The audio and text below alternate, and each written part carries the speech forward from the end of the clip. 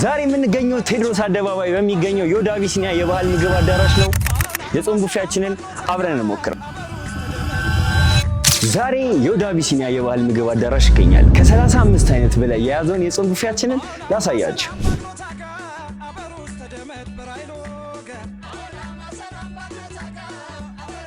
በዚህ በአማራው አዳራሻችን ውስጥ በአክብሮትና ከልዩ መስተንግዶ ጋር እነዚህን የመሳሰሉ ምግቦች ይዘን ፒያሳ ቴዎድሮስ አደባባይ በሚገኘው ዮድ አቢሲኒያ የባህል ምግብ አዳራሽ እንጠብቃቸዋለን። እንዳትቀሩ።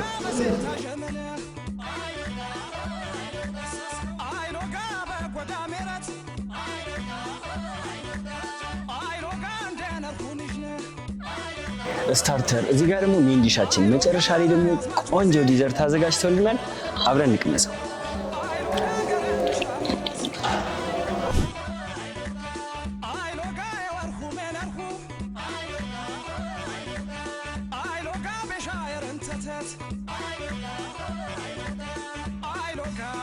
ግሩም ምግብ፣ በጣም ግሩም።